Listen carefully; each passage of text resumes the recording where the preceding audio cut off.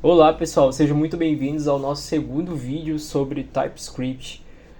Hoje nós vamos explorar um dos aspectos mais poderosos dessa linguagem, seu sistema de tipagem, né? A gente até chegou a falar um pouco dele, né? Mas foi mais de forma... a gente deu uma pincelada, né, sobre isso na aula passada. Hoje eu devo, né, dar uma aprofundada e também eu devo informar vocês que a gente vai dividir, né, as trilhas dos vídeos. Então agora vai funcionar assim, vão ter 3 vídeos só sobre TypeScript, sobre uma lógica básica de programação, que vai ser a trilha que você está seguindo agora, e depois disso você pode seguir uma trilha focada em programação orientada a objetos, né, que vai ser utilizada a linguagem de TypeScript para isso. Né? Então, em primeiro momento, nós vamos aqui abordar o TypeScript, a lógica e tudo mais, e agora eu vou dar uma aprofundada maior, né, sobre essa questão da tipagem. Né? Tem um sistema de tipos forte, ajuda a evitar erros e cria um código, né, bem mais confiável, né? Que é o que eu já falei na aula passada, inclusive, né, sobre uma das vantagens de se utilizar o TypeScript, né, ao invés do JavaScript. E é sempre bom dar uma relembrada nesses pontos, principalmente agora na introdução do vídeo. A gente vai entender um pouco assim como é que isso funciona, né? E vamos lá.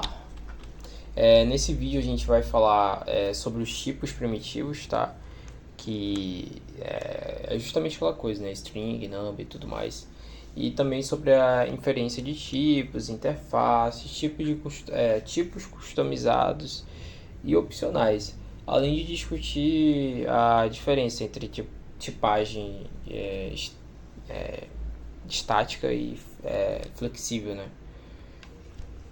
Estrita e flexível, na verdade. Beleza. Agora a gente vai aqui para os tipos primitivos. E como é que funciona? Vamos lá. A gente vai começar com os tipos primitivos. Então a gente vai primeiro. Você lembram, né? Mais ou menos da aula passada. Quais são eles, acredito eu, né? Que são os string, number, boolean, null, undefined e n. E como você pode ver agora, eu estou escrevendo um exemplo, né, deles. Perceba que cada variável tem seu tipo claramente definido. Isso é uma das principais diferenças entre o JavaScript e o TypeScript, como vocês bem lembram. E isso nos permite capturar erros antes mesmo de rodar o código, né? Então, antes mesmo de rodar o código, a gente já é possível capturar esses erros, né? Ele traz pra gente, e com isso a gente pode ter uma visão mais clara, bem mais assertiva de onde corrigir, né? Onde está o problema, né? Onde que a gente pode realizar essa correção para conseguir dar prosseguimento no código. Isso é muito importante, né? Porque senão a gente acaba tendo aquela liberdade toda de codar, de fazer o que a gente quer no código. E por incrível que pareça, quando o código ele realmente ele é grande, né? Ele tem muitas linhas, muitos arquivos, né? Começa a ficar bem complicado de encontrar os erros. Então isso ajuda muito. Bom, como vocês podem ver os exemplos, né? Eu defini alguns aqui: string, number, boolean, number, undefined, né? Vocês podem definir ele assim, null. E o n pode ser qualquer coisa, né? Como bem eu escrevi. Então, você pode... Só que ele vai bem contra, né, a tipagem do TypeScript. Então a gente não usa o n, né? Menos que seja um caso assim extremamente específico, mas não se usa o n. Você sempre vai tipar, você sempre vai especificar o que você está querendo, né, aquela variável, naquela que você está passando, ou que está armazenando, ou qualquer coisa. Agora a gente vai falar um pouco sobre a inferência de tipos, tá bom? E lembrando, né, aquela situação, antes de eu dar prosseguimento à inferência de tipos, lembrando aquela situação, você tem a variável let, né, que você pode alterar o que que está armazenado nela posteriormente, mas também tem a constante, né? O const, que aí já você não pode alterar, né? Então sempre bom lembrar isso daí. Agora seguindo aqui para a inferência de tipos, outra característica interessante do TypeScript é a inferência de tipos. E significa que o TypeScript pode adivinhar o tipo de uma variável com base no valor que você atribui a ela. Isso é bem legal, né? Então, tipo, você não precisa definir o tipo da variável para ele saber do que ela se trata, né? Mas, né, lembrando que é sempre bom seguir, né, a metodologia de tipar fortemente, né, de especificar, porque, cara, esse é o correto e pode acreditar, né, seguindo ali aquela questão da boas práticas, né, de programação, principalmente quando você vai trabalhar numa equipe, né, claro que cada equipe vai ter ali uma metodologia, né, vai ter ali o seu escopo, né, seus padrões, mas é sempre bom, né, você seguir essas boas práticas convencionais, né, porque isso aí meio que é padrão toda equipe, né. E por mais que você acabe entrando numa equipe que as pessoas, né, não tipem fortemente, elas sigam alguns, digamos assim, padrões assim não convencionais, errados até, é bom você sempre seguir isso daqui, porque quando você entrar numa empresa que realmente utiliza esses padrões, você pode acabar, né, tendo dificuldades, né, acabar passando até na entrevista de emprego, né, num, é, num uma entrevista assim que o pessoal olha o teu código, né, quando você está codando, você pode acabar não passando só por conta disso, né. Então realmente é algo importante. E como você pode ver, mesmo sem declarar especificamente o tipo, o TypeScript sabe que o nome é uma string e que a idade é um número, né? E matriculado é um boolean. Bem tranquilo. Agora a gente vai falar sobre tipos customizados em interface. Como que funciona isso aqui, Ademar? Então, agora a gente vai falar pouquinho, né, sobre isso aqui. E com as interfaces podemos definir contratos que garantem que um objeto tenha uma estrutura específica, entende? Isso é bem bacana. E como vocês podem ver aqui, eu já escrevi um exemplozinho de interface pessoa. Então é basicamente um contrato, você define basicamente os atributos que ela vai ter, né? E com isso você consegue criar vários outros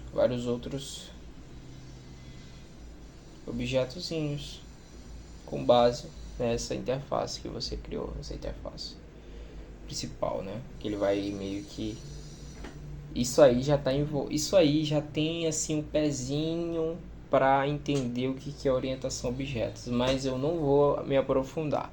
Eu só quero que você entenda o que é uma interface e como é que isso aqui funciona no TypeScript, né? Que você pode criar uma interface, que ela vai ser ali um molde, vai ter os atributos, o contrato, é como se fosse um contrato, né? E aí conforme você utiliza ela, você tem que seguir esse contrato. Então você precisa ter um nome, você precisa ter uma idade, como você pode ver aqui, né?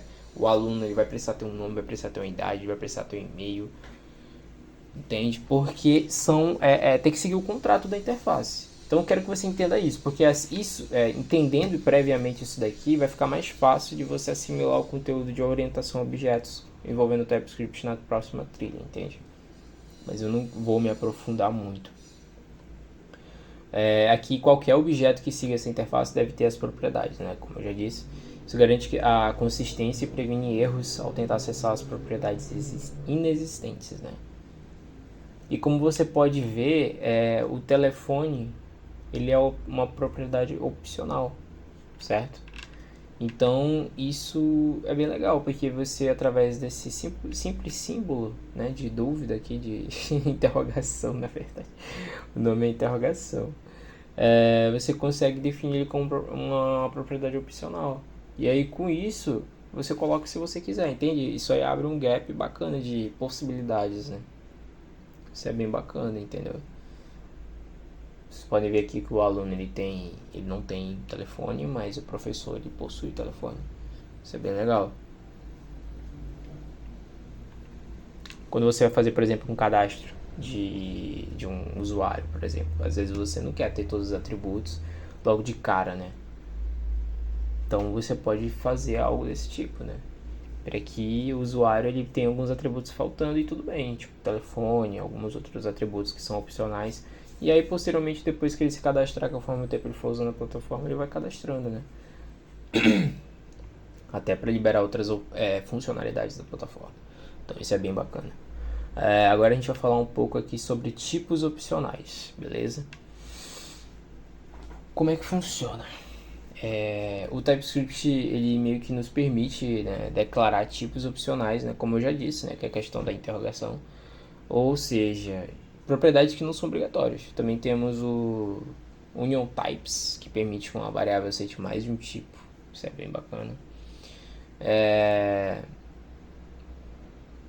Como eu já disse, né, a propriedade telefone, né, ela tinha interrogação, né, então isso é bem bacana porque permite você colocar o não, né, quando você for se basear na interface lá. E aí tem a questão dos union types, que é bem legal também. E a gente pode tornar o telefone opcional e permitir que o identificador seja tanto uma string quanto um número. Isso permite a flexibilidade do código sem perder a segurança da tipagem. E como é que funciona isso? Vocês podem ver, eu estou escrevendo aqui. E aí é bem simples, você só coloca... você só definiu que basicamente é como se você estivesse tipando. Mas agora você está dizendo, ele pode ser um string ou ele pode ser um number. Beleza? No caso do identificador, né? E aí o identificador ele pode ser tanto uma string normal quanto um number. Beleza? Isso facilita bastante ali a questão da... às vezes você quer receber um dado, às vezes você quer construir ali uma interface para tipo alguma coisa, para alguma empresa, entende? E tipo, você não sabe exatamente como que ela vai querer utilizar os dados.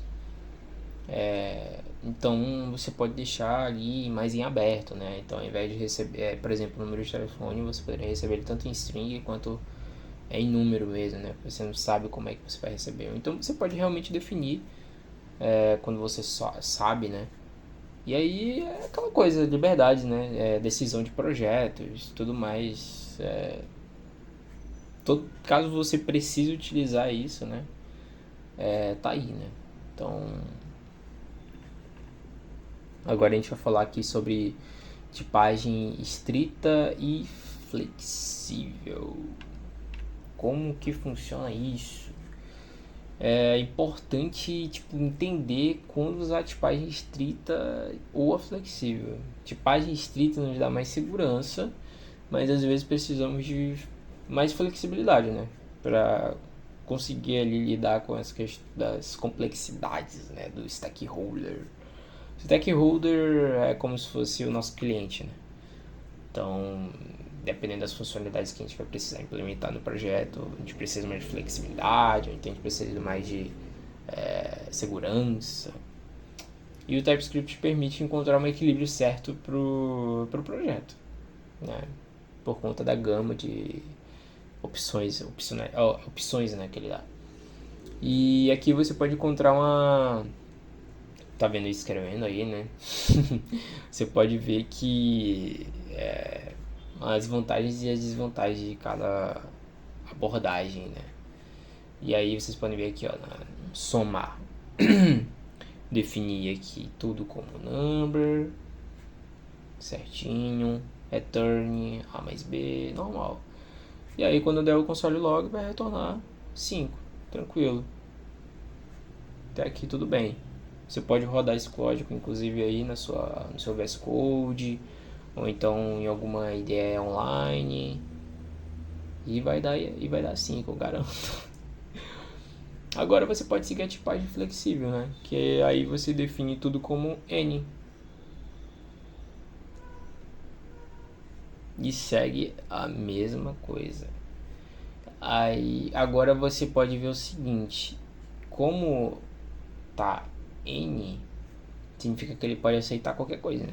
Ele aceita tanto, por exemplo, número quanto string. E aí qual que é o problema?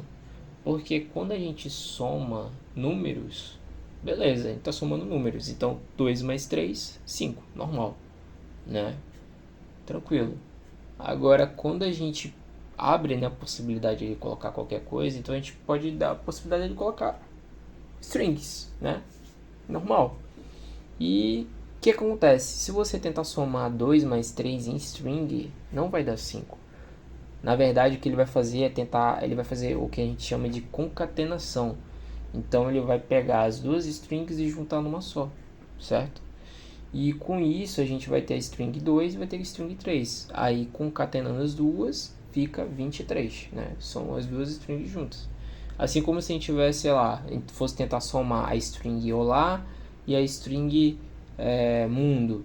E aí a gente somasse essas duas, a gente ia concatenar e ia ficar olá mundo tudo escrito junto, né? Entende? Então ela só faz isso, né? Então por conta disso, né, tem essa... enfim, é só um detalhe que é importante observar, entende? Então, caso você queira receber, por exemplo, números em string, você vai precisar tratar isso. Então, você antes de tentar somar esses números, você vai precisar converter eles, certo? Para poder realizar a soma e aí, quem sabe, até converter em string de novo para devolver para o usuário ali, para devolver para algum lugar que você precise disso, né? Então, é sempre bom já ir assim pavimentando essas ideias na cabeça, porque esses são assim coisas que acontecem diariamente, assim, quando a gente está trabalhando com código, né? Então, uma ou outra funcionalidade vai exigir esse tipo de coisa de você, né? Do projeto, de algum projeto que você for fazer futuramente. E é isso. Isso conclui a nossa exploração do sistema de tipagem do TypeScript. Espero que isso tenha ajudado a entender como essa linguagem pode tornar seu código mais seguro e fácil de manter. E no próximo vídeo a gente vai falar um pouco mais sobre a lógica básica de programação em TypeScript. Beleza?